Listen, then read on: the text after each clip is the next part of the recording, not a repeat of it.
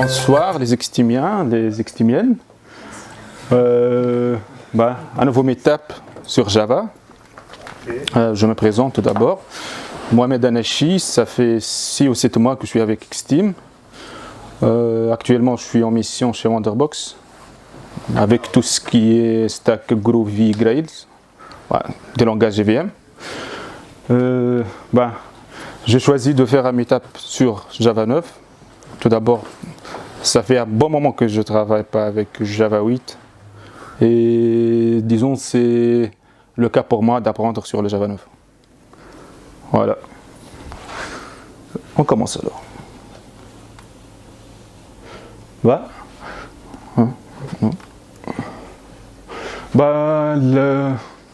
L'ordre du jour sera les slides sont en anglais parce que j'ai voulu les faire en anglais, mais l'administration n'était pas d'accord. Du coup, la présentation sera en français, mais les slides sont en anglais. Voilà. Donc, l'ordre du jour sera un reminder, un rappel, un petit peu approfondi sur Java 8, et après, on va, disons, attaquer quelques features dans Java 9. Voilà. Pour tout ce qui est, si je le tiens, pour tout ce qui est Java 8, on va voir tout ce qui est functional interfaces, les lambda, les références sur les méthodes, les API streams, et on va finir par l'optionals. On commence par les functional interfaces. Les functional interfaces en Java 8. Java 8, il a introduit une quarantaine de functional interfaces dans le but de rendre le développement en Java 8 plus fonctionnel. On a introduit le functional programming avec des functional interfaces. Alors, une functional interface, c'est une sorte, disons, de interface ayant une seule méthode qui a le comportement d'une fonction, quelque part.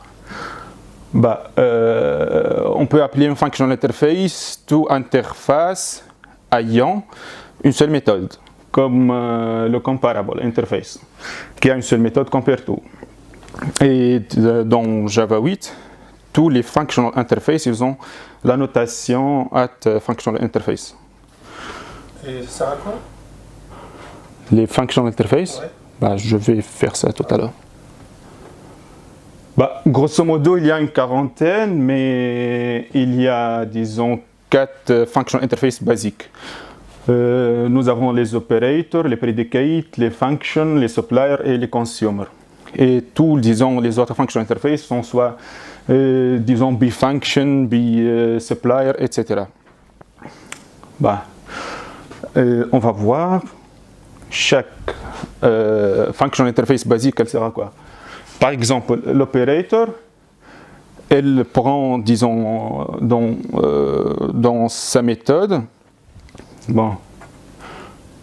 on a dit le predicate, sa function signature, c'est le test. On a dit que les functional interfaces, ils ont une seule méthode.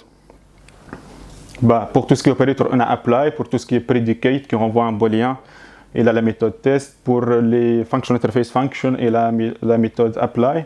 Pour les suppliers, on a get. Et pour les consumers, on a accept. Le operator, disons ce qu'il a en entrée, le type en entrée, et le renvoie en sortie. Et il fait un certain traitement. À titre d'exemple, le string to lowercase. Ce qu'il a en entrée, le type d'entrée, c'est le même le type de sortie. Pour le predicate, le traitement qu'il fait sur, disons, l'objet en entrée, il fait le traitement, il renvoie un booléen. À titre d'exemple, collection is empty. Pour le function, le type qu'elle a en entrée, il fait un traitement et il renvoie en sortie un autre type, comme arrays un list. En entrée, j'ai arrays, en sortie, j'ai une liste. Pour le supplier, function interface supplier, il ne prend pas d'argument en entrée, mais il donne quelque chose en sortie, comme le constructeur. Par exemple, instant now. Instant, c'est une classe dans JavaTime, c'est introduit en Java 8. Now, elle donne, disons, le temps actuel. à ce moment-là. Et le consumer, il prend un argument en entrée, mais il ne donne rien en sortie. C'est un comportement comme une méthode void. Il consomme juste l'argument en entrée.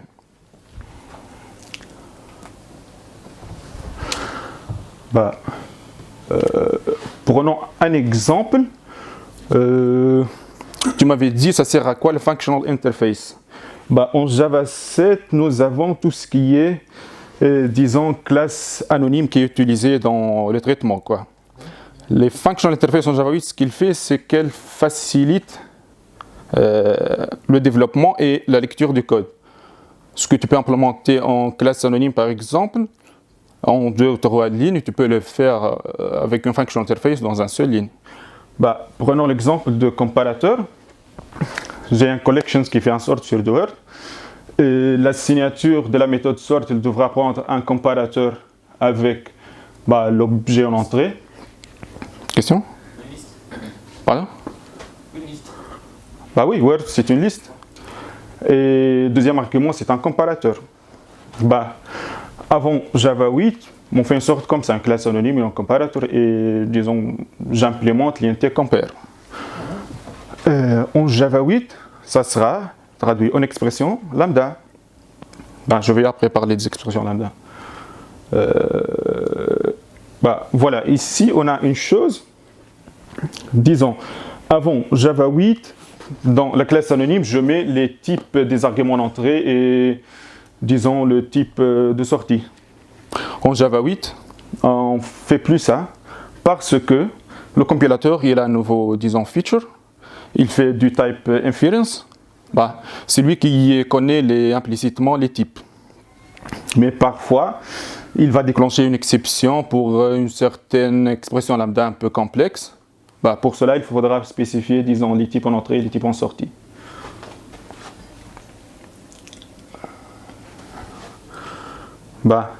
Notre exemple, ouais. Est-ce que les fonctions lambda ils sont converties en classe anonyme après? Les fonctions lambda. On dit, disons, tout ce qui est functional interface pourra être traduit en expression lambda. Non, mais la conversion de la fonction qui est donnée en input à la classe comparateur. Comparateur. Tu peux reprendre juste avant. Non, sorte de ici. Non, voilà. Ici. Donc, est-ce qu'on peut dire que le sort, l'implémentation du sort dans Java 8, elle est devenue meilleure? C'est pas le... La fonction, la lambda fonction en une... Je te compris. Mais disons, la traduction ne se fait pas au niveau de collection sort, mais au niveau du deuxième argument, comparateur. Oui. C'est une classe anonyme. Oui. En Java 8, pourra être traduit en expression lambda, qui eux-mêmes pourra être traduit dans une méthode de référence que je vais, disons, expliquer après. Et de dire l'expression lambda, elle va être comprise au niveau du GBA comme une classe... Comme une classe anonyme ou pas? Comme une classe anonyme. Ou est-ce que c'est le sort qui est réimplémenté dans Java 8 et qui va convertir la fonction lambda en une classe comparateur? Ouais. Le truc, c'est que, tu vois, le comparateur, en Java 8, c'est devenu une functional interface. C'est une interface, le comparateur. Tu vois? Je pense que c'est effectivement l'utilité de cette interface fonctionnelle, c'est pour éviter de faire des classes.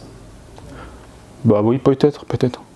Mais la traduction se fait entre expression lambda et une implémentation de functional interface. Elle ne va pas être traduite en classe anonyme. Non. Parce que dans cet exemple-là, le comparateur lui-même, il est devenu un functional interface en Java 8.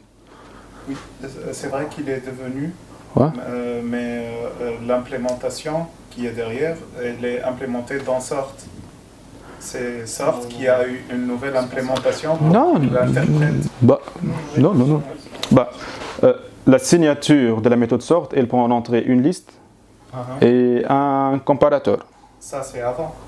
Mais Non, c'est la même chose en Java 8. Juste. est-ce qu'un code, ce même code, il marche sur... Celui-là il marche sur Java 7, ça marche. Ouais. Mais celui-là, il marche que sur Java 8. L'inverse est vrai, Tu vois? l'entrant c'est pas vrai. Parce que l'aspect, l'expression lambda, je vais expliquer après, c'est la flèche, on dirait. C'est comme les raw functions dans Vanilla.js JavaScript, par exemple. Tu vois? Mais on peut l'utiliser que avec les fonctions, les functions. Function interface. Moi, je Je connais pas, mais je dis tout interface fonctionnelle pourra être traduit dans son appel, pourra être traduit en expression lambda. L'inverse, je sais pas. Parfois, tu auras une expression lambda assez complexe. Déjà, dans le best practices, il dit qu'il ne faut pas, disons, avoir des expressions lambda qui dépassent les 3 lignes. Même 3 lignes, c'est trop, 2 lignes, disons, au grand max. Tu vois? Voilà. Juste la partie, je reviens sur la partie, tout ce qui est type inference. Si le compilateur, il n'arrive pas, disons, à résoudre les types des objets en entrée ou en sortie, il faut les spécifier. Par exemple, ici, string S1, string S2. C'est-à-dire, les laisse pas au moment de l'exécution. Bon, parfois avec, disons, des expressions lambda un peu complexes, le compilateur, il n'arrive pas, disons, à résoudre les types des objets en entrée. Du coup, il faut les spécifier. Et du coup, on fait quoi? Il faut faire string S1 en entrée, string S2.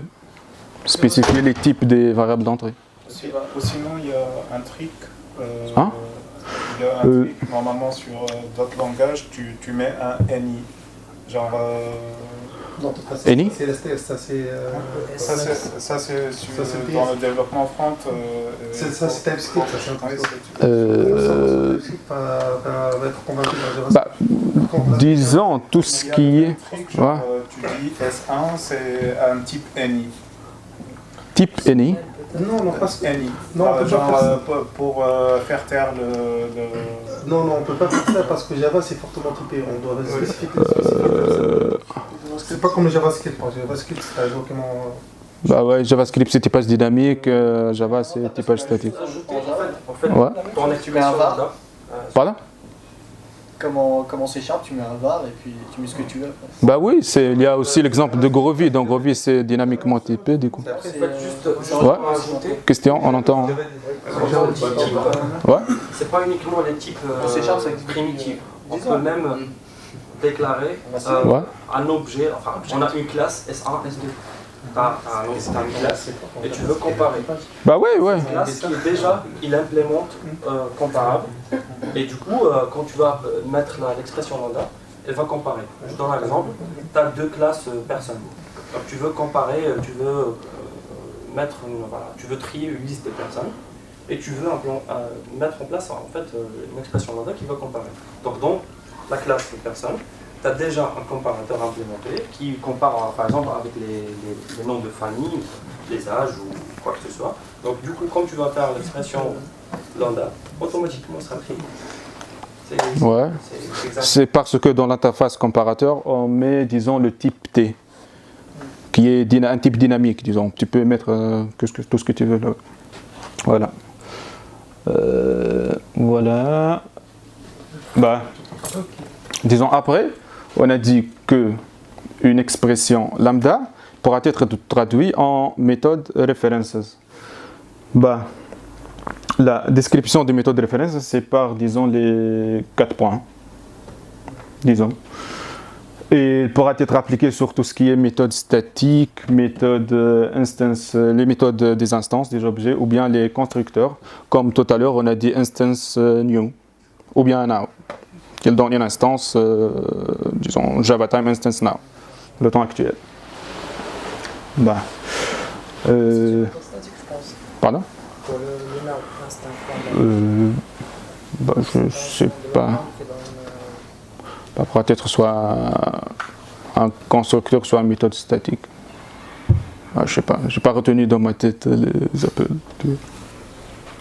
Voilà. C'est les méthodes de référence. Disons une méthode de référence, elle pourra être traduite en expression lambda. Et disons, l'appel à une méthode reference lui-même, disons, si j'ai une méthode reference quelque part, ça sera soit un function, ou bien supplier, ou bien consumer, ou bien operator. L'indicateur, par exemple, ici, j'ai en entrée un string length.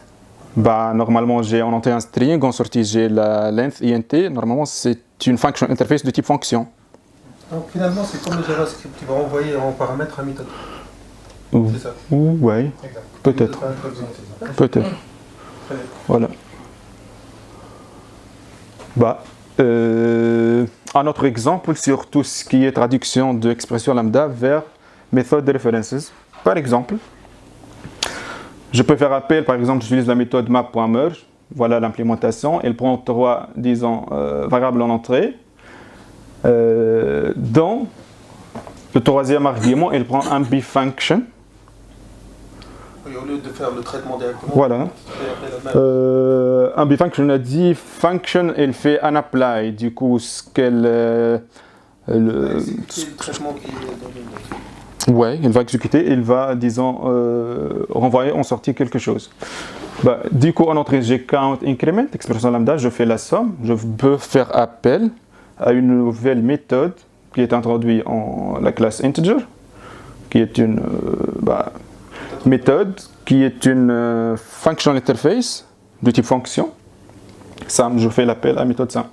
Si, disons, je vérifie dans l'implémentation de la méthode sum, je vois qu'elle prend en argument un functional interface de type function. Vous voyez? Mais elle va faire la sommation de quoi? De chiffres? De deux arguments en entrée. Bah, c'est un exemple simpliste. Hein. Là, on parle de la deuxième instruction. Non, les deux. Ça, c'est équivalent à ça. Ah, d'accord, ouais. C'est la même chose. Tu vois? Juste pour montrer la traduction entre expression lambda en méthode de references. Bah, voilà. S'il y a des questions sur la partie, disons, méthode de references, lambda expressions, c'est bon? Je passe.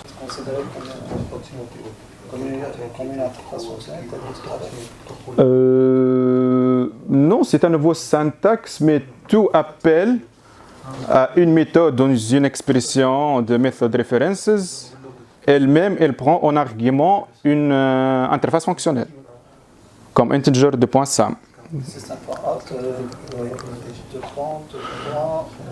Bah, system out de point println, c'est ouais, c'est un consumer, ça. Println, il est devenu un function interface de type. Ouais. L'interface fonctionnelle, elle a une seule méthode. Ouais. Et du coup, system out, parce qu'elle a plusieurs méthodes. Non. Le println.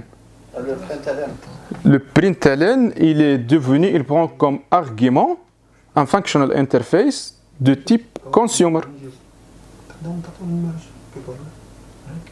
Je prends un autre exemple. Ouais. T'as mis Ouais. Celui-là? Non, avant. Ah. Avant. D'accord.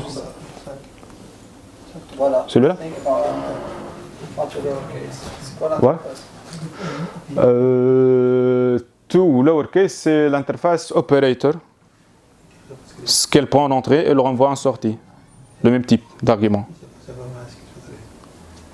Bah, c'est pas tout lowercase qui est devenu une functional interface, mais ce qu'elle prend en argument.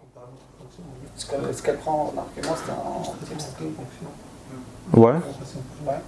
Mais disons, le comportement de tout lower string, il se comporte comme une interface fonctionnelle de type, on a dit operator ici. Le comportement, c'est. Donc elle n'est pas une interface fonctionnelle. Le tout lowercase? Mais non, c'est une méthode. C'est une méthode qui appartient à string, la classe string. Ouais, je n'ai pas compris pourquoi tu as mis. C'est comme une interface operator, l'interface. Disons, c'est. Attends. Tu vois, tout ce qui pourra être écrit en méthode de references, il a le comportement d'un functional interface. Voilà, c'est ça. Bah, j'ai pas compris c'est quoi le souci. Tu as présenté là string de point, tu l'as comme une interface fonctionnelle.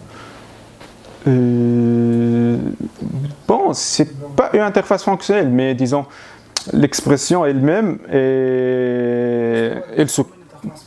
Pardon? Peut se traduire comme une interface fonctionnelle. Ouais. Genre, par exemple, j'ai une classe personne, je vais récupérer l'âge dans personne de point 4 points get âge. C'est comme ça, ouais.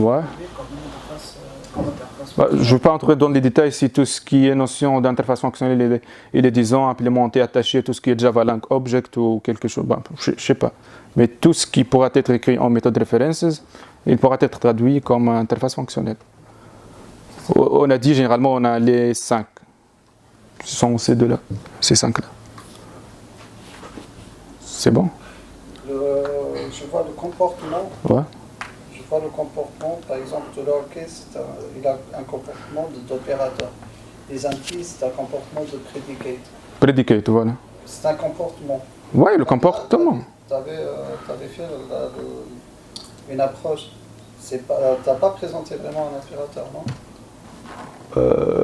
Bah, l'opérateur, si on voit le code de l'interface opérateur, bah, c'est une interface normale qui est annotée Functional Interface et qui a, disons, une seule signature de méthode apply. Voilà, c'est ça.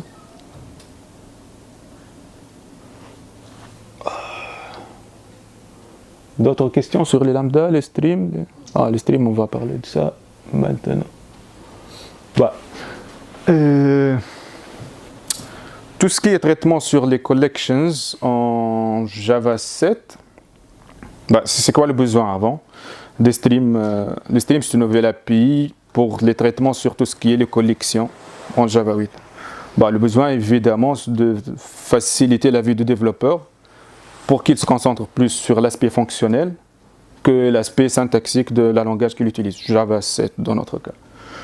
Bah, les API Stream, ce qu'elles disons, présentent bah, tout d'abord, c'est quoi les streams?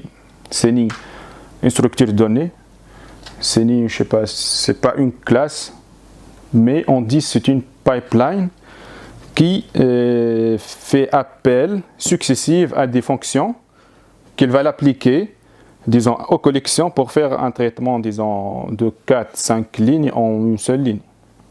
Voilà. Bah, on a pris quelques exemples. Par exemple, si je fais la méthode map des streams, par exemple, bah, ce qu'elle va faire, la méthode map, bah, elle va boucler sur tous les... Par exemple, j'ai en entrée un array list, j'ai pris une liste, et disons, je vais faire dupliquer tous les éléments de cette liste-là. Normalement, en Java, je vais faire soit for each, soit pour i de 1 à n, disons. En Java 8, je pourrais simplement faire l'appel à la méthode map, pour qu'elle mappe tous les éléments de l'objet en entrée. Dans notre cas, c'est une liste. Bah, la méthode filter, elle va quoi?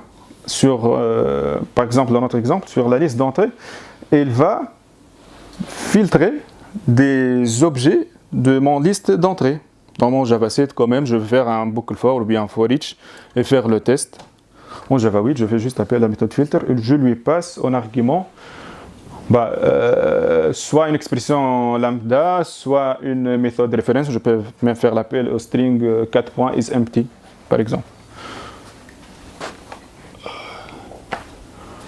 Bah, là, stream, elle fait quoi? c'est une API. Elle facilite tout ce qui est traitement sur les collections. Les collections, on dit collections, les sets, les listes, bah, les maps, non, les sets et les listes. Les sets et les listes sont les deux interfaces, disons, dans l'archi la plus haut. Elle convertit une collection en quoi, en fait? Bah, il ne convertit pas une collection, mais elle, disons, facilite le traitement. Par exemple, je viens sur... si j'ai en entrée une liste d'integers, et je vais, disons, dupliquer les valeurs. En Java 7, je fais soit pour i de 1 à list.numbers.size, je fais le traitement. Avec les streams, je prends mon liste, elle ne se convertit pas en stream, mais je fais l'appel, disons, à une... Moi, je l'appelle comme la fonction stream. .map, pour qu'elle fait le traitement. Quand Java 7, il va prendre, disons, une partie du code, et je fais mon traitement. En fait, les streams, c'est à travers la collection en flux. Ouais, en flux. Et à partir de ce flux-là, il va faire des méthodes. Oui, Là, par exemple, les méthodes intermédiaires, ce qu'on appelle méthodes intermédiaires. Ouais, peut-être. Et par exemple, pour un collect, ce sont des méthodes finales. Et le map, par exemple, il va faire un traitement sur ce flux, mais sans retourner une réponse. Par contre, point collect, c'est une méthode qui va retourner. Ouais, pour retourner, disons, le type d'entrée. Ouais. Retourner un donné. Ouais. Donc le point collect, si on fait un point map sans faire point collect par exemple, une méthode finale, c'est qu'on n'aura pas de retour sur cette ligne-là. Ça compile pas. Non, ça compile, mais Ouais, tu n'auras pas de retour. Ouais. Tu auras un retour flux, non? Non, il n'y a C'est pas une de... sorte de collection, mais elle n'est pas Mais c'est pas C'est un flux de données. Oui, C'est pas un elle est plus retour. rapide. Ouais. Par contre, le point collect, c'est lui qui va te construire. qui va transformer le flux en liste. Le point map, c'est ça la transformation. Le point filtre, c'est le filtre de flux. Mais le point collect, c'est lui qui va construire le retour. Et c'est qui va convertir le flux par le... Parce que, par exemple, là, il va te retourner collector.list. Tu peux retourner, par exemple, collector.set. Oui, ça dépend de... Ouais. Mais il faut l'objet final, ça correspond à l'objet en entrée, sinon ça ne compile pas. L'objet final, ça doit correspondre à un objet en entrée. Ici, on a une liste. Là, par exemple, Il va retourner une liste. par exemple, Ouais. là, par exemple, tu as fait une liste integer. On prend l'exemple liste personne. Ouais. D'accord. Donc, je veux que le map, je récupère uniquement les noms des personnes. D'accord. Il ne faut pas même faire map. Faire une autre chose. Si, tu peux faire map personne, get nom, par exemple. Et après, collectors.list. Là, tu vas retourner une liste de string. Mais attends, en entrée, j'ai une liste de personnes. Oui, en entrée, c'est pas ça. Si je vais mapper la liste de personnes, personne par personne. Je peux récupérer à partir de flux de la liste des personnes les noms de ces personnes-là. Ouais, tu peux faire ça. Donc dans le map, je peux récupérer que les noms. Ouais. Et après, à partir de cette transformation-là, je vais récupérer la liste. Ouais. Donc Tu ça seras. va être liste string. Ouais, voilà. En entrée, ça sera. Liste de personnes. Oui, parce qu'en entrée, tu auras une liste de strings. Mais en entrée, tu vas passer la liste des personnes. En retour, tu as une liste de string. Bah ouais. Mais après, ça va revenir ici, par exemple, j'aurai une liste de strings dans la valeur de retour. Ouais. On est tout à fait d'accord avec ça. Les gars, on n'a pas encore commencé le sujet sur JavaNet. Pas encore. Bah j'avance un petit peu. Laissez-le finir d'abord. Ouais. Bah ouais. Sinon, un autre disons exemple sur tout ce qui est sort qui va disons faire le sort sur une liste d'entrée quoi.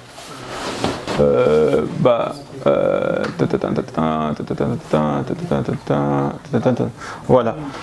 Dans les collections, j'ai collection.sorted. Dans les streams aussi, si disons je vais faire un sort sur, par exemple, dans notre exemple, on a pris quoi? On a pris random int, il va prendre disons une liste de 10 random. Voilà. Je vais faire le sort. Par défaut, c'est incrémental. Tu vois. Et for each, par exemple, je vais faire system.out.println, qui est une méthode de référence. Pourquoi on n'a pas fait un stream par ici? Point stream. Après le minute. Je sais pas, peut-être. Apparemment, parce que le stream, c'est un nouveau type introduit sur et qu'il y a certaines fonctions qui retournent ce type. Bah, soit j'ai fait une faute ici, j'ai oublié de mettre stream en entrée, soit il y a une classe par défaut dans random qui est là. Ah, int, elle renvoie un stream. Oui, peut-être. Donc, ouais. Le stream, c'est voilà, c'est celle-là. un type introduit et qui a le même format partout.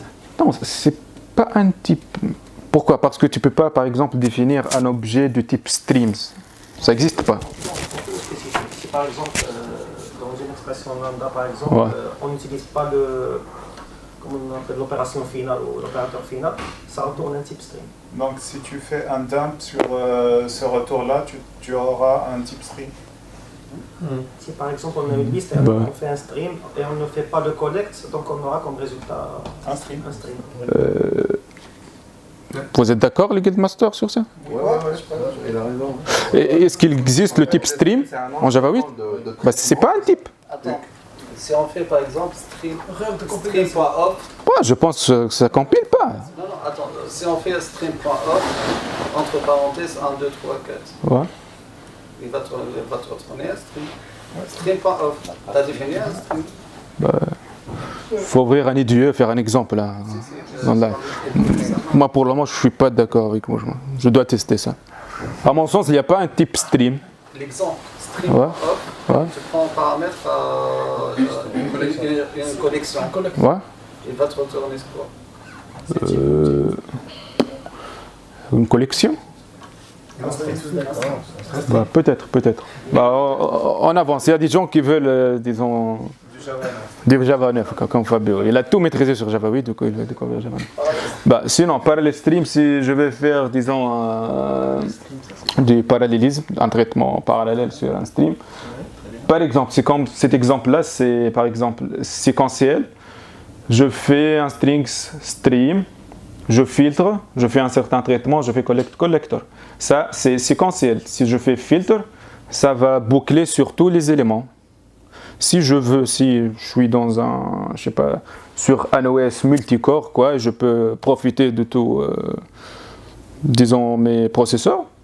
Je fais juste parallèle stream au lieu d'appeler stream. En plus, c'est plus fort de faire plusieurs threads et de faire le test. Ça dépend avec le cas. Si tu veux à un instant donné bouffer tout la RAM ou bien tous les pros sur un certain traitement, tu peux le faire. Il faut l'utiliser avec l'opération. Pas mal de choses. En fait, il y a des règles pour utiliser le multithreading. Il y a 3 règles que j'ai oubliées, genre et il ne faut pas que les données soient partagées, il ne faut pas que par exemple, si tu veux faire une opération qui dépend de cases n et m plus 1, il ne faudrait pas qu'il y ait une relation entre le n et m plus 1. C'est l'une des règles. Oui, sûrement, il y a des règles, même des... Oui, il y a des problèmes, je ne me rappelle plus de nom. C'est pour ça qu'il faut utiliser avec ça. C'est un autre sujet, les threads. Aujourd'hui, on parle... c'est ça, globalement. On a fait quoi, sorted? On passe aux optionals. Le but général des optionals dans Java 8, c'est de se débarrasser le maximum de tout ce qui est null pointer exception. Dans Java 8. Dans d'autres langages comme Groovy, on a un opérateur simple, point d'interrogation sur tout ce qui est objet, il vérifie, il fait le nullability check implicitement. Dans Java 8, ils ont introduit les optionals. On prend des exemples, par exemple. Si je prends un optional qui est empty, ça veut dire que cet objet-là, il est nul. Si je veux vérifier si, disons, l'objet est nul ou pas, je fais l'appel à if present. C'est un test, ça. Il me renvoie false. Et tout ce qui est up to stream, il me renvoie optional empty, par exemple. Et si j'ai une valeur d'entrée, par exemple un string, si je fais optional is present, il me renvoie true. Si, disons, je vais mettre en condition sur tout ce qui est valeur d'entrée qu'elle ne doit pas être nulle. je fais optional of nullable et je lui montre la valeur d'entrée. Si name par exemple il est nul, il va me renvoyer un MPE.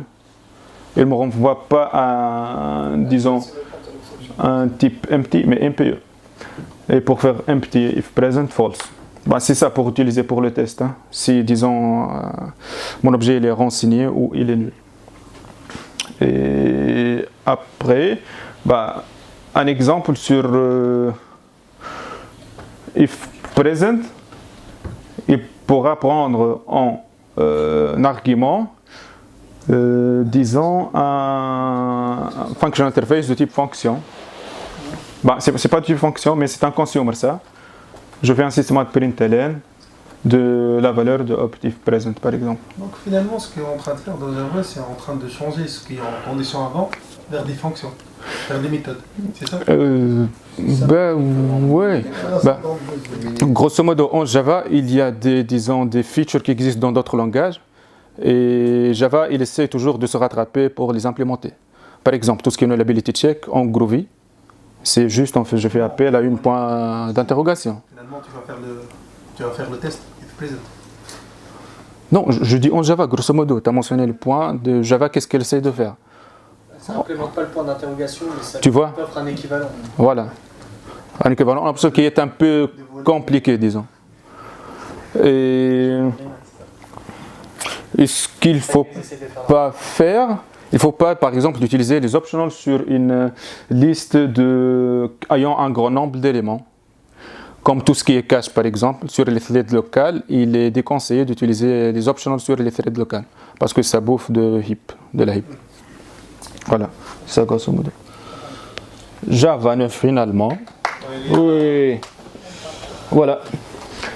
Bah, dans Java 9, ils ont introduit, disons, presque 90 new features. Mais aujourd'hui, on va juste présenter 2 ou 3, je ne me rappelle plus. On va voir les interface private methods, les immutable collections, Jigsaw project et publish subscribe framework. 4 features, disons. Bah, tout ce qui est interface. Bah, avant Java 8, ce que je peux mettre dans l'interface, juste des variables constantes ou bien des abstract methods. Bah, les méthodes définies dans des interfaces sont par défaut public abstract. Oui, implicitement, elles sont public abstract. En Java 8, ce qu'on a ajouté, on a ajouté les default methods et les static methods. Oui, c'est le traitement par défaut si on a la méthode et le static. En Java 9, on a introduit les private methods et les private static methods. Pourquoi? Dans le but de ne pas avoir des defaults ou bien des static methods qui ont, disons, 30 lignes ou 50 lignes. Pour modulariser tout ce qui est un bout de traitement, je le mets dans un private method. C'est dans ce but-là.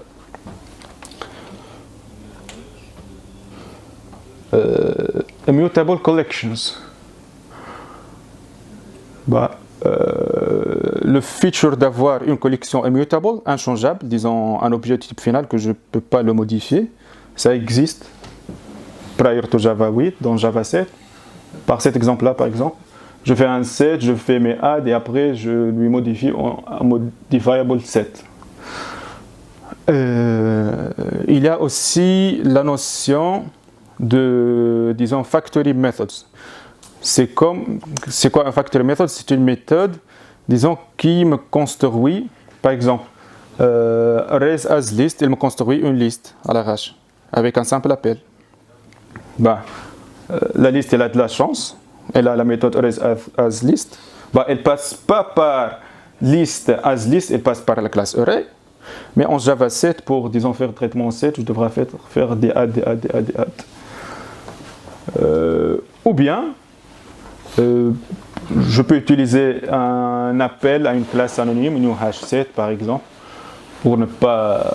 pour disons minimiser un petit peu le code que je vais écrire. C'est une autre implémentation à faire avec tout ce qui est double braces, les classes anonymes. En Java 8, ce que je peux faire, je fais un stream off. Ah oui, peut-être, oui.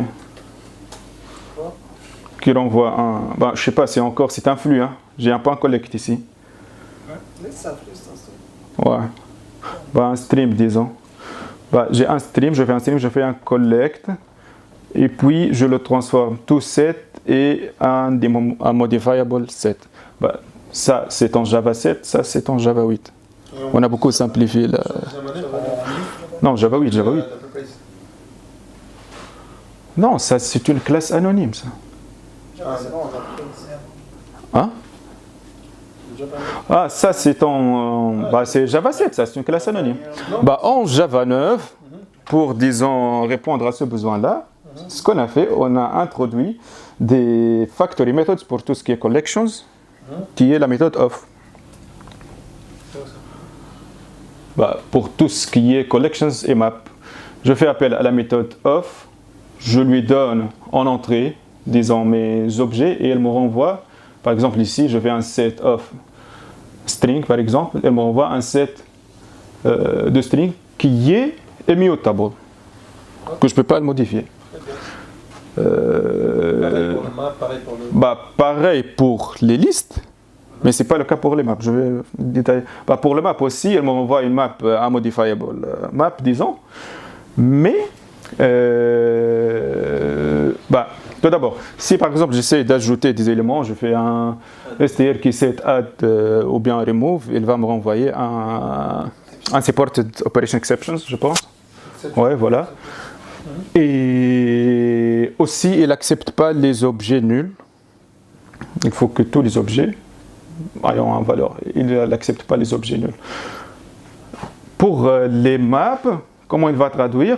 Pour tout ce qui est les arguments d'entrée, il va les traduire en key value, key value, key value. Du coup, je ne peux pas faire par exemple foo A, foo B. Par exemple, j'aurai une exception parce que j'ai deux keys qui ont la même valeur. Et cela, il va envoyer un support operation exception aussi. On doit mettre un pair. Ouais, il faut faire gaffe. Ce qu'il faut retenir, c'est qu'il faut faire gaffe à tout ce qu'on passe en paramètres. Ça doit être un pair. Il va vérifier ça ou Ouais, ça sera key value, key value. Il va vérifier. Hein. S'il a deux keys ayant la même valeur, il ne va pas créer la map, quoi.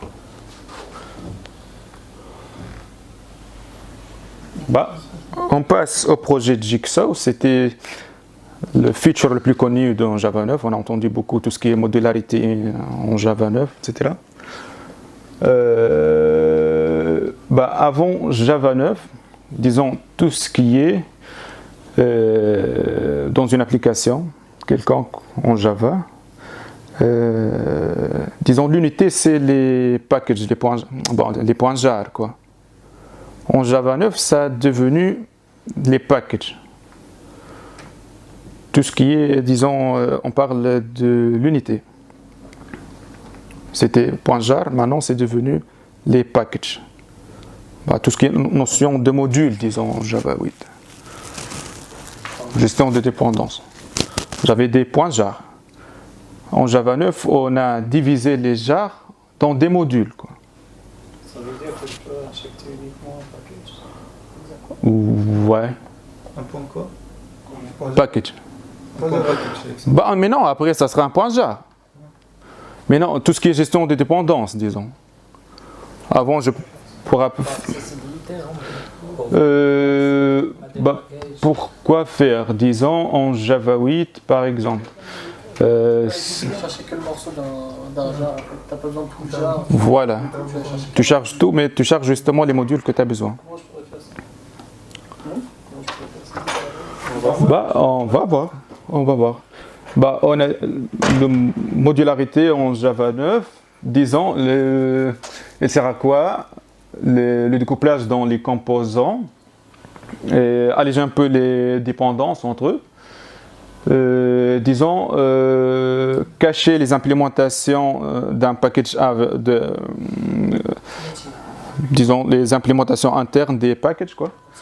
Et voilà, introduire une nouvelle unité de modularité. Avant, c'était les jars, qui pourront avoir, je sais pas, une dizaine de packages, quoi. Maintenant, ça sera les modules, qui pourra être soit un seul package ou bien plusieurs packages. Un module en Java 9, il est défini par module info.java. C'est disons, le fichier de configuration. Dans ce fichier, on trouvera le module, le nom, disons, de module, le nom de package qu'elle exporte ou bien qu'elle importe, et la liste des services qu'elle consomme ou bien qu'elle expose. Angular. Oh. Peut-être Angular 2, oui, c'est les web components. Peut-être, ouais, bah c'est pareil, c'est pareil. Ça dit from package. Ouais. Des exports, des imports. Ouais, voilà, c'est ça. Rendre, disons, le langage plus modulaire. Bah, on enchaîne avec un simple exemple. J'ai mon package comme Xteam. Je définis mon module info, module comme Xteam, c'est le nom du module. J'ai ma classe main qui fait un certain traitement, elle affiche un simple message.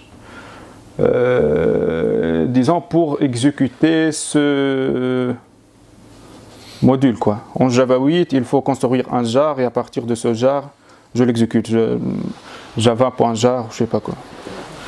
Bah, en Java 9, je peux builder mon module et l'exécuter tel qu'il est, le point classe disons. Bah, comment je fais avec la ligne de commande? Je crée le dossier mods, le dossier des modules, et je compile mon module. Je lui donne point directory, le directory de compilation. Il faut faire gaffe que le nom de module comme Xteam, disons, il devra être le même que les noms de package par exemple. Parce que dans une application ayant une centaine de modules, bah, c'est une convention over configuration. C'est préférable de faire ça au lieu de, disons, définir des autres noms de package. Et après, pour exécuter, juste je fais l'appel à Java, module path, c'est une nouvelle argument qui a été ajouté à Java 9. En Java 8, ça n'existe pas ça. Module path. Le path des modules, et je lui donne moi M pour dire le main package ou bien le main class, le point d'entrée dans mon application. Donc Java 9, on peut définir plusieurs main classes. Oui. Parce que chaque module a sa Par module. Non, par module, disons. Par module. Ouais.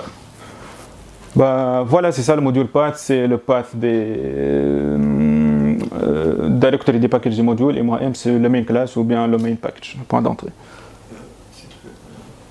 Comme la déclaration de module. Là? Oui. Attends. La déclaration? Où est-ce que tu déclares que tu as un module? Dans le module info. Non, mais il voulait vraiment la. Comment c'est déclaré? Comment? Pardon? Comment ça y est pas dans le. Ah, voilà. C'est module info.java, c'est le fichier de définition de module. Mais à l'intérieur, il y a un module. Bah, il y a juste le nom du module, parce que ici, je définis juste un module. Après, on va voir s'il y a dependency dans notre module. Le nom du module, c'est le même le nom du package? C'est la convention. C'est préférable de faire ça. Non, après, lorsque j'ai un fichier, comment je peux dire qu'il appartient à ce module ou bien à un autre module? Parce que tu vas compiler avec, non? Parce que tu Un fichier? Tu vas dire que ça appartient ici. Et c'est où ça? C'est dans quel fichier? Ah, c'est dans le module par exemple. Ah, tu mets aussi les... Non, tu mets pas les fichiers, tu mets juste le nom du module. Le point d'entrée. C'est le Java en fait. Le point de module. J'ai un fichier, je sais pas, personne.java. Ouais. Comment je peux dire personne.java appartient à premier module? Parce que le person.java il appartient à un package donné, et ce package il appartient à un module donné, et ce module il est défini dans module info.java. C'est le package qui définit à quel module il appartient. Mais non, tu vois, dans la compilation, ben, je suppose qu'il va faire le Java, comment on compile, il va voir le nom du module, il le trouve, et il va compiler tout ce qui est package dans ce module. C'est pas au niveau du module info.java parce qu'on a mis directement sur le package comp.xteam. Ça va définir comp.xteam comme ça va définir le package et tous les sous-packages comme un module. C'est pas ça? Mon module, c'est ça, com.xteam. Non, le module, je pense, le module .info, c'est ça pour les dépendances, pour les services, tout ça. Bah oui, après, pour les dépendants. Ça, c'est sûr. Non, c'est... C'est juste comme je sais pas ce que vous connaissez Drupal. C'est comme Drupal, il y a un fichier d'infos, dès le début là, tu trouves tout, le nom, l'auteur, tout ça, les dependencies qui est besoin, tout ça. Et comme ça, lorsque tu fais une compilation, ton compilation va avoir dans les packages, il va le compiler ensemble de toute façon. Et finalement, il va faire un M comme .xteam, ça veut dire qu'elle va tout transformer en un package. Donc le nom du package doit être le même comme... C'est juste une convention, tu peux le faire à n'importe quoi. Si je fais n'importe quoi, comment il va savoir non, que ce attends. package est déconseillé? Attends, juste une seconde. Tu l'as spécifié dans le module info. Tu parles pourquoi le nom... Le package. Ta question, c'est pourquoi le nom du module est lui-même le nom du package? Non, lorsque j'ai un fichier, comment je peux savoir qu'il appartient à un tel module? Pas parce qu'en compilation, parce que ça devra être compilé pour qu'il sera reconnu par un autre module. Il devra être compilé tout d'abord. Les instructions de compilation, tu vois, elle est en train de compiler tout le fichier, et après il a fait le module path. Il va définir le nom du package.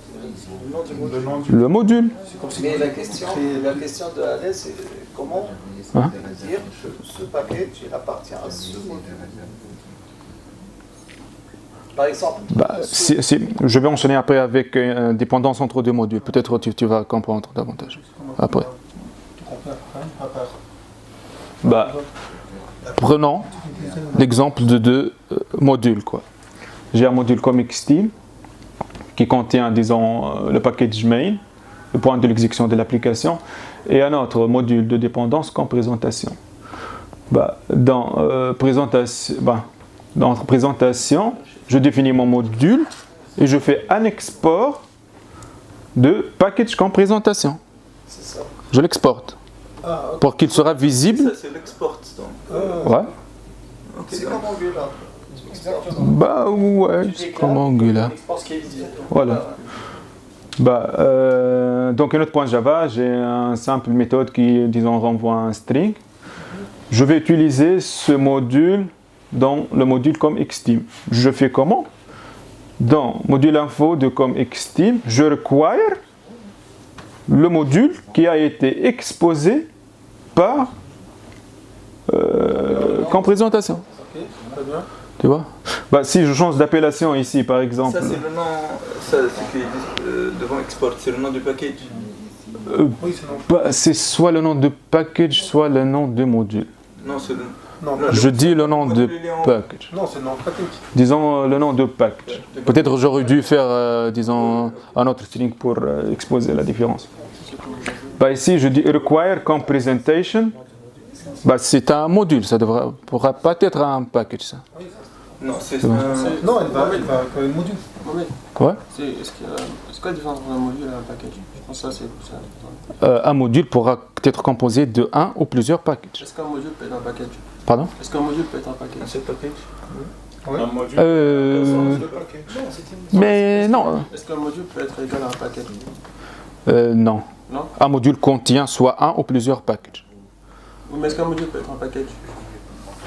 Non. C'est quelque chose dans le module. Un module, c'est un compris, module. Non, non. Le module, c'est un schéma. Ouais. Package, c'est un schéma, c'est pareil. Tu vas déclarer, c'est la C'est même comme chose. si il y a Un module, il va être compilé en un jar. Non. Non. Ça sera des points classes. Je pense que tu peux pas. C'est après dans le packaging que tu crées les points jar à partir des modules compilés. Je pense que tu peux pas dans une classe faire un n'importe du nom du module. Tu ne peux pas faire n'importe quel package non plus. Voilà. Attends. Le require. Le require, c'est disons comme j'ajoute une dependency sur Tu requires un module ou un module, bien sûr. Un module. C'est-à-dire que ce module va utiliser un autre module. Ouais, voilà, c'est ça. Voilà. Après, j'enchaîne dans, disons, ma classe main, je fais appel à le package de l'autre module. Ça, c'est le package, tu vois. La classe Keynote, elle est exposée par son package, parce que j'ai ajouté le require module. Cela pourra être nommé en, je sais pas, un autre org, je sais pas. Tu vois. C'est ça généralement la dépendance. Je fais un export d'un module pour que j'utilise dans un autre module, dans le module info, j'utilise require. Donc dans un seul projet, j'ai plusieurs modules.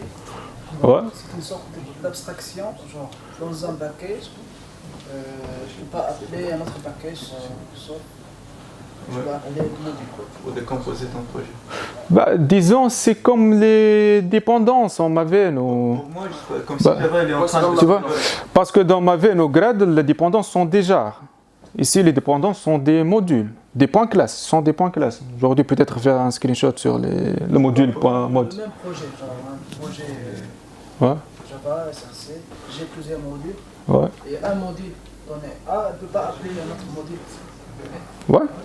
Sachant qu'il doit exporter. Ça veut dire les découper en Microsoft. On veut dire, est-ce que ça change au niveau d'un seul projet? Ouais. Est-ce que ça change la visibilité des autres classes sans qu'on importe leur module? Bah, voilà. Tu vois, disons, le package comme présentation, il n'est pas visible par les autres modules, sauf si je fais un export. Dans un seul projet? Dans le même projet, Ouais. Dans le même projet? Ouais. Ça change de visibilité des classes, ça change tout. Non, Bah ouais. Je pense dans un seul projet, ça va pas être... ça va pas... C'est pas impacter le fait qu'on a ajouté le module, mais par contre, au moment de compilation de genre et au moment d'un appel à note.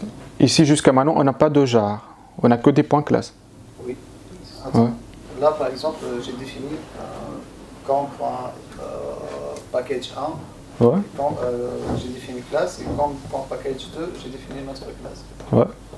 Si j'ai pas défini le module, Point info. ouais, pour comme package 1, est-ce que classe dans le package 2 peut voir la classe de package 1 ou pas? C'est les plus... Bah, en Java 9, il faut définir le module .info.java, je pense. Bah, je sais pas, j'ai pas testé ça. Si tu mets pas de module, disons .info. Un programme qui soit plus petit, mais bon, dans un seul projet, la visibilité sera conservée. Mais lors, de la compilation, donc, on aura un exécutable qui est plus petit. Là, tu parles de la visibilité entre les différents modules. Entre les différentes classes, qui sont dans différents packages. Dans un seul module. Dans un seul projet. Ben oui, si le projet contient un seul module, ils sont visibles. Sinon, ouais. Par exemple, si le projet était fait en Java 8, ouais. après on a migré en Java 9, là on a l'obligation de définir tous les modules pour tous les packages. Oui, toute la structure sera changée. La migration des applis de Java 8 vers Java 9, c'est un peu difficile, quoi. Pourquoi Mohamed, moi je vois que ça peut être visible? Parce que pour moi, là, comme si Java 9 il est en train de se débarrasser de Maven.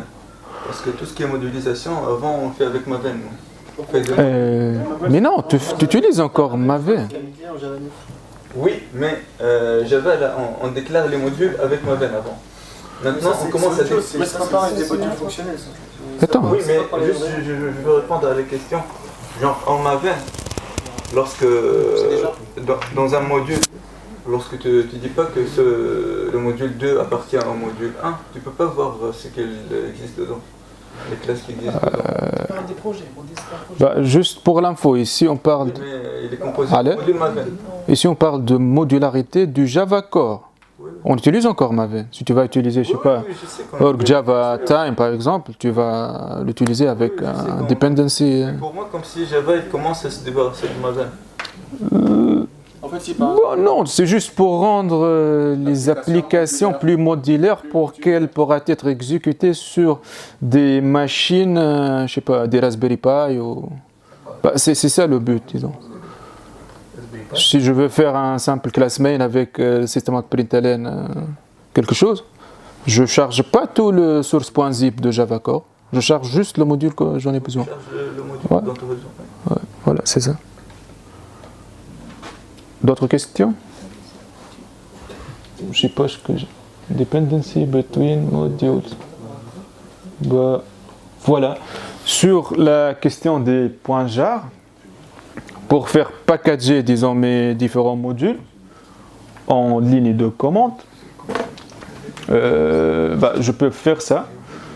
jar.create, je lui donne disons, le fichier en sortie, mon point jar, avec sa version et disons, le module compilé dans point mode pour qu'il me prépare un point jar qui pourra être utilisé après dans ma veine, Gradle, je sais pas, Ant.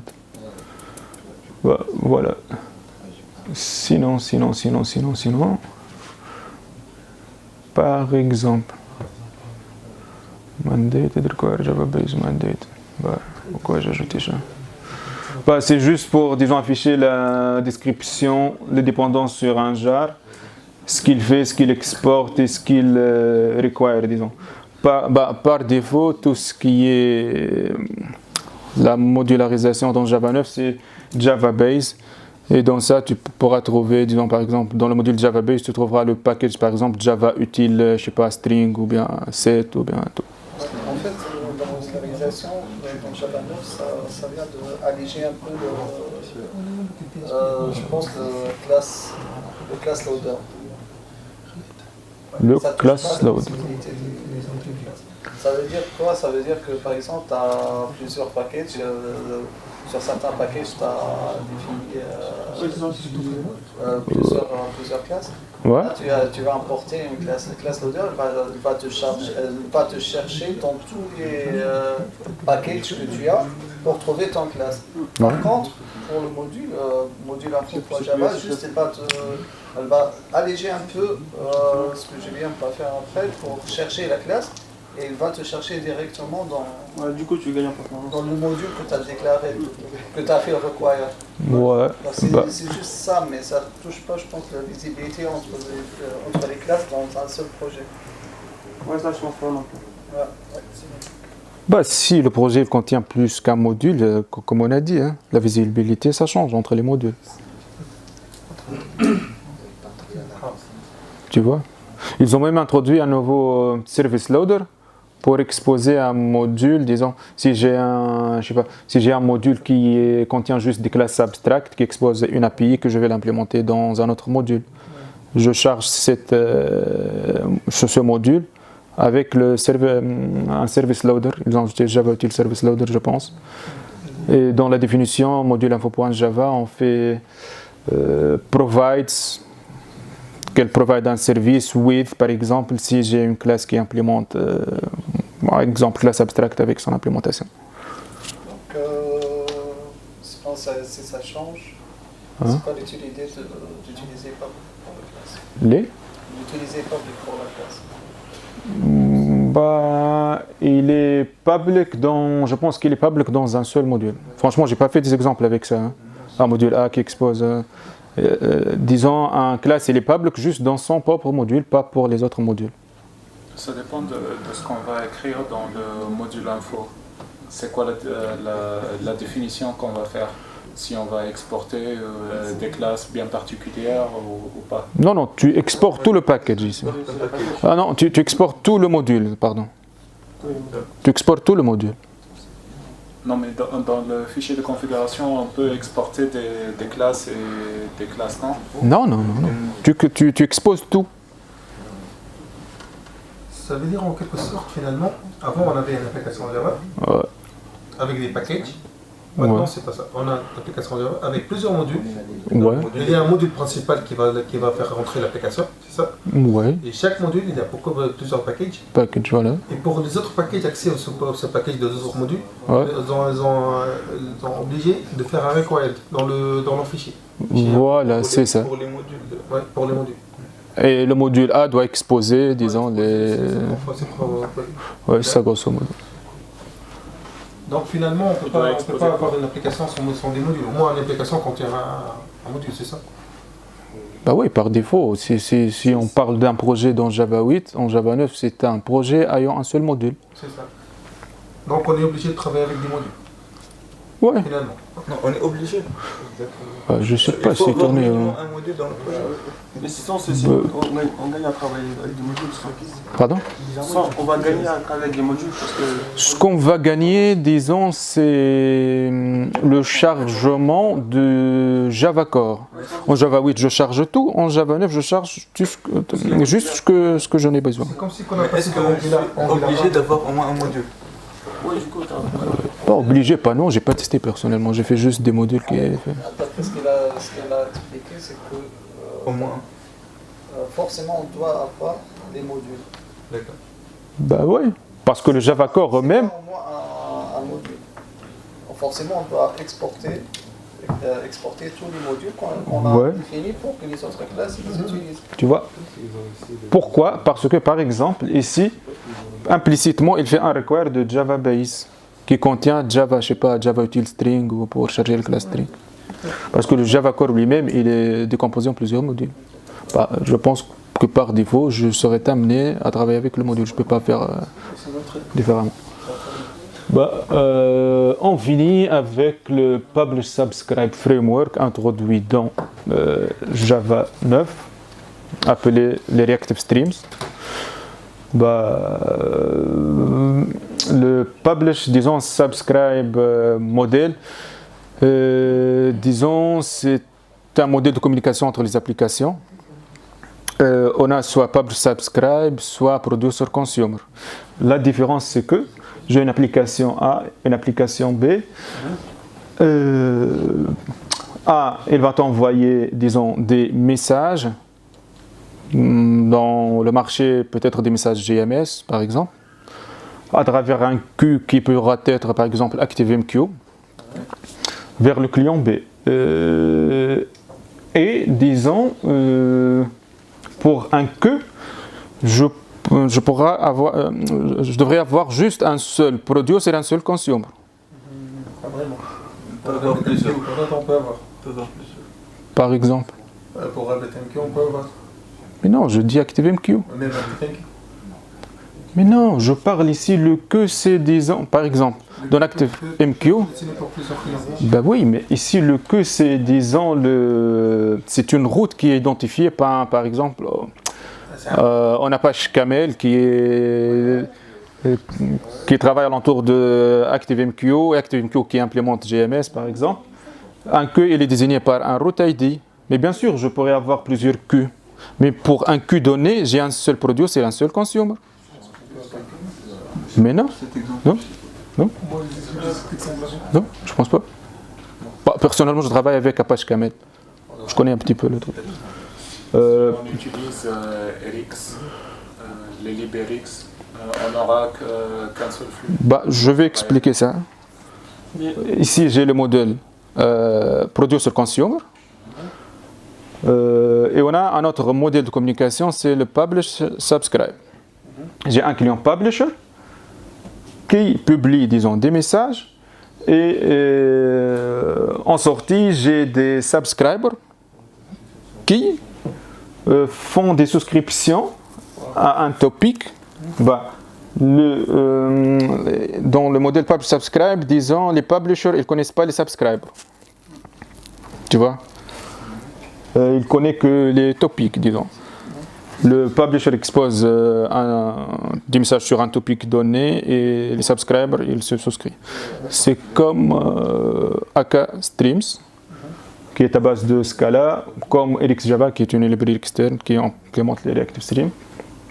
Bah, en Java 9, ils ont essayé de faire une API dans Java Core qui implémente ce modèle de communication entre les modules. Ce sont les patterns d'intégration, c'est ça? Bah, on peut dire, je sais pas. Publish Subscribe, tu dis que c'est un pattern d'intégration. Peut-être que c'est une appellation. Bon. Donc le but ici, c'est de faire communiquer les parties du code. Si tu as une application, deux applications Java par exemple, une application A et une application B, tu veux implémenter le modèle, par exemple, Publish Subscribe entre ces deux applications. Avant, soit tu utilises RxJava, soit tu utilises AKStream, qui est une dépendance externe. Avec Java 9, tu pourras utiliser Java Core lui-même.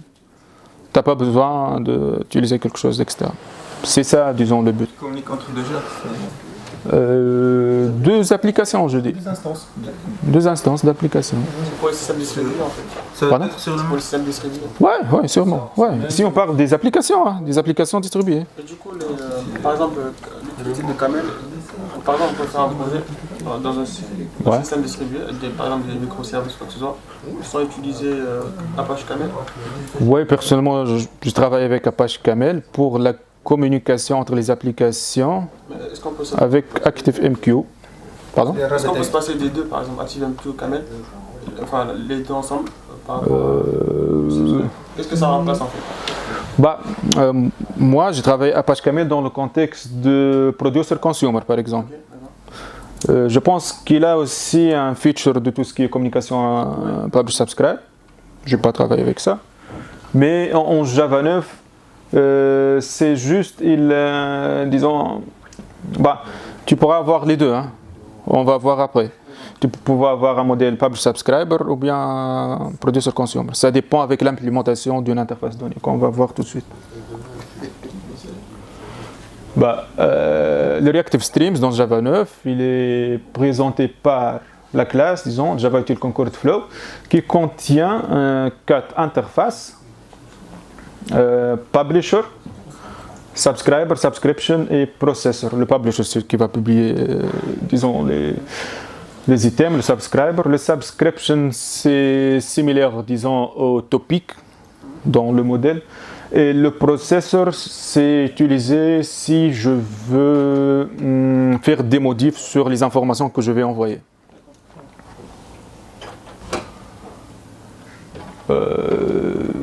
Voilà, pour, disons, l'implémentation, ce sont des interfaces.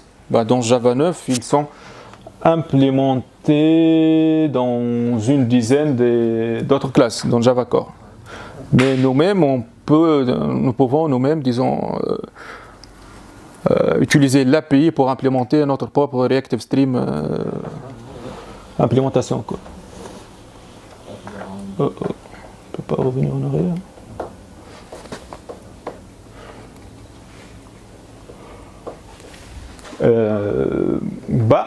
Pour, disons, implémenter l'API Reactive Stream, j'ai l'instance du publisher, un subscriber, disons, il devra faire subscribe. Je fais publisher par exemple, attends là, subscribe, publisher, voilà. Voilà. Un subscriber, il fait un subscribe et un publisher donné. Un publisher, après il fera subscribe, c'est ça? Attends là. Flow publisher subscribe. Voilà.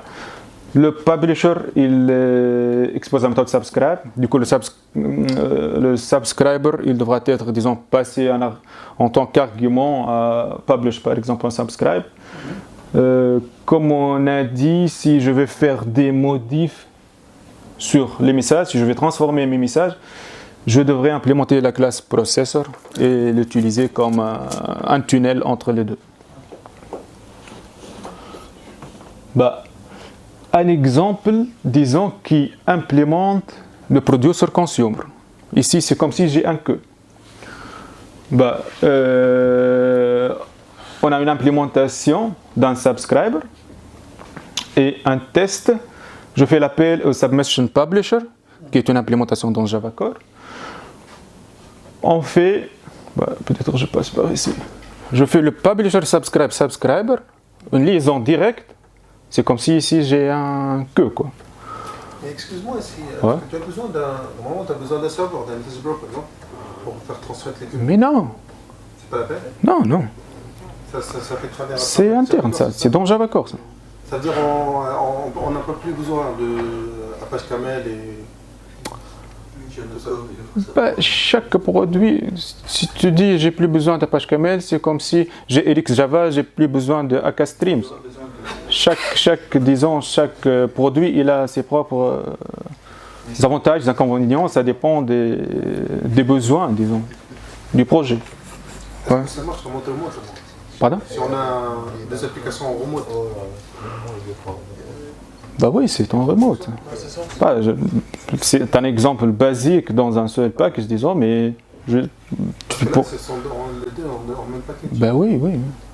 Si on a une interface remote, tu peux l'utiliser entre deux.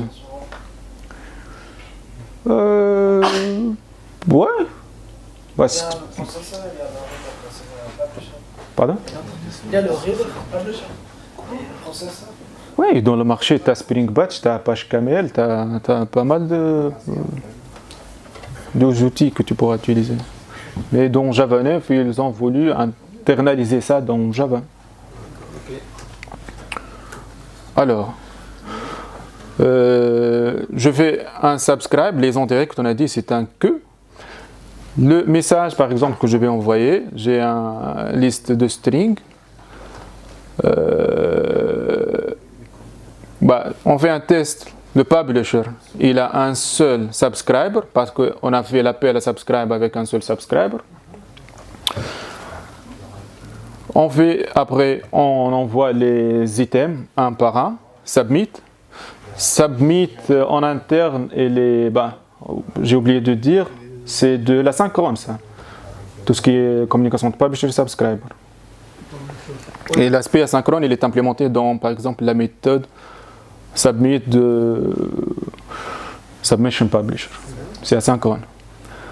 Je fais le close de publisher. Et il faut faire un certain temps pour que, on a dit que c'est de l'asynchrone, que le publisher envoie tous les items au subscriber. Et après, on fait, disons, consumed element. Dans le onNext, implicitement, le subscribe, il fait l'appel onNext pour injecter les items dans le subscriber, disons. Et enfin, on teste si les consumed elements, ce sont les mêmes éléments d'entrée. C'est le même. Si, ça c'est un transfert direct des données. C'est une implémentation, disons, tout ce qui est producer-consumer. Si je vais transformer les messages, j'utilise le processeur. Avec le processeur, j'aurai, disons, un modèle publish-subscribe. Parce que le publisher et le subscribe, ils ne se reconnaissent plus. Un exemple, on utilise par exemple le transform processor, qui est une implémentation. Ici, le processeur, il fait une souscription au publisher et le subscriber, il fait une souscription au processeur. C'est comme le topic. Voilà. De même, il faut, disons, attendre un certain temps, c'est de communication asynchrone. Ici, dans cet exemple, on a dit qu'on veut transformer les données. On a une liste de strings et on attend, disons, une liste d'integers, quoi. Ce qu'on peut faire, c'est ça qui fait changer les strings en oui, dans l'implémentation, ici on a ajouté une implémentation de transform processor, et dans le constructeur on a ajouté une function interface de type function. Pour quoi faire? Pour faire, disons, l'appel à integer par ce int. Une fois que j'ai instancé transform processor, tous les items vont être, disons, transformés d'un string vers un integer. Voilà, c'est un exemple, disons, qui montre l'aspect transformation des messages avec publisher subscribe. Voilà.